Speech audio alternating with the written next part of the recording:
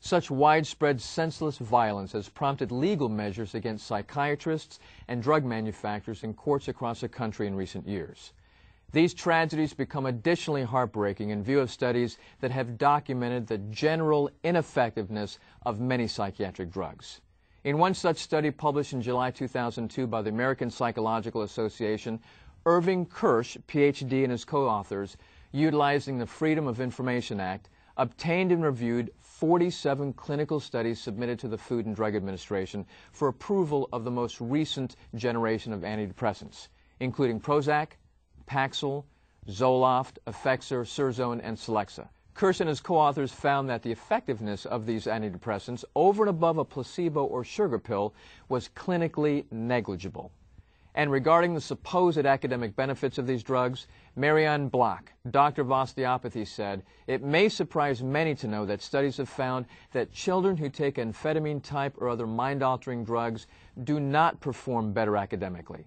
No studies indicate enhanced academic performance from these drugs." With children as well as adults, tragedies from drugs begin with misdiagnosis.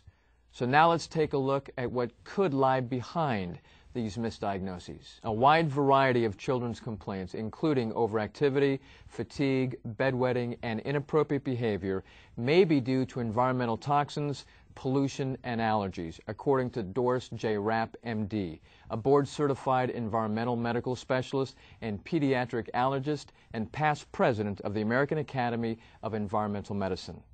Thus, infants can be so hyperactive that they rock their cribs around the room or bounce them off the walls, according to Dr. Rapp. By finding and correcting the physical source of the problem, the child can be helped so the problems disappear, eliminating any reason for drugs. But government and mental health officials and others, she says, don't listen. They don't want to hear how you can make somebody well and what causes the problem. They want to hear, which drug do I use? Rapp and others recommend that if a child exhibits unusual behavior, first take him or her to a competent, non-psychiatric doctor and have them properly tested. Robert Erickson, M.D., told us about a patient who had been taking prescription drugs, including antidepressants and painkillers. The patient experienced headaches, tiredness, and weight gain, and not surprisingly, was unhappy. Desperate, she made an appointment at Erickson's Gainesville, Florida clinic. We checked her hormones, Erickson told Freedom. They were totally out of balance. We had a pharmacy make up a custom mix of hormones, and we put her on a natural thyroid support regimen.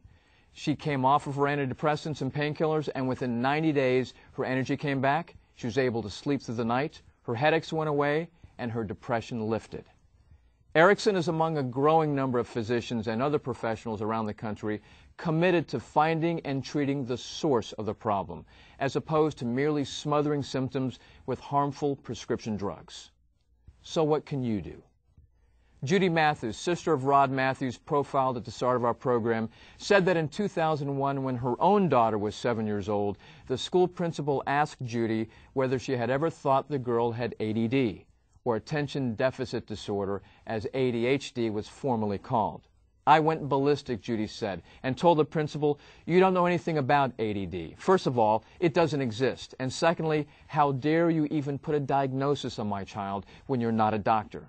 It was the same ordeal her mother had faced 25 years earlier with Rod, the same day she pulled her daughter out of the school and never took her back. If you, your child, or someone you know is diagnosed as having ADHD, or as being depressed, or is prescribed a drug for a non-medical condition, or is currently on an addictive prescription drug, first, know your rights. With very few exceptions, no one can force you or your child to take psychotropic prescription drugs. If you're not certain of your rights, contact the Citizens Commission on Human Rights, CCHR, at cchr.org, or call 800-869-2247. CCHR, established in 1969 by the Church of Scientology to investigate and expose psychiatric violations of human rights and to clean up the field of mental healing, can help you determine what your rights are. Second, before taking any psychotropic drugs, see a physician who agrees to explore the causes of the condition and solutions other than drugging.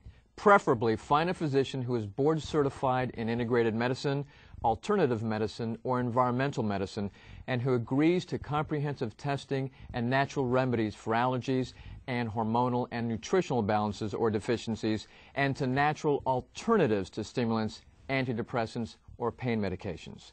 Third, if your child has difficulty in school or is being threatened with a psychiatric label such as ADHD, contact those who can help him or her deal directly with the source of the learning problem. Applied Scholastics.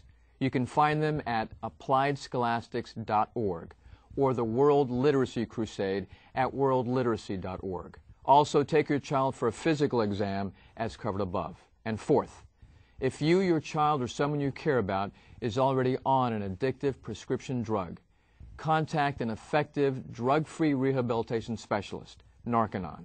You can find them at stopaddiction.com or call 800-468-6933. They can advise you on safe and effective steps. Their first precaution, withdrawal should be done under a non-psychiatric doctor's supervision.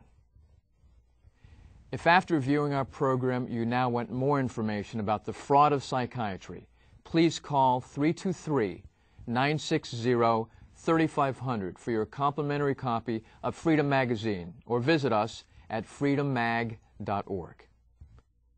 My name is Dave Figueroa, and you've been watching the TV edition of Freedom Magazine. Thanks for viewing.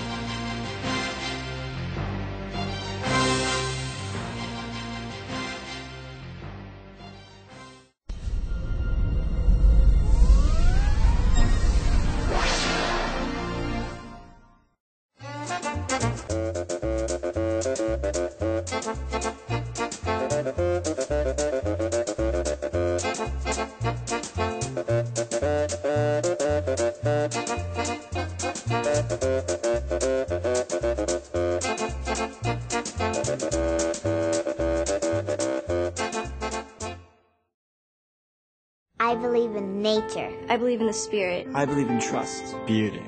I believe in my mom. Strawberry ice cream. Fortune cookies. Chocolate. I believe in The Tooth Fairy. being honest with yourself. I believe in Santa Claus. Aliens, of course. I believe what I want to believe. I believe in myself. I believe in myself.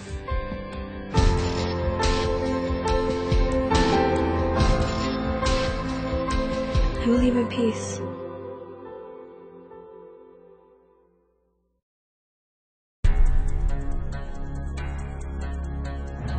Everyone has the right to life, liberty, and security of person. Everyone has the right to freedom of opinion and expression. This right includes the freedom to hold opinions without interference. No one shall be subjected to arbitrary interference with his privacy, family, home, or correspondence, nor to attacks upon his honor and reputation. Everyone has the right to freedom of thought, conscience, and religion. This right includes the freedom to change his religion or belief. All human beings are born free and equal in dignity and rights. They are endowed with reason and conscience and should act towards one another in a spirit of brotherhood. You can make a difference. Urge the world's governments to fully implement the Universal Declaration of Human Rights.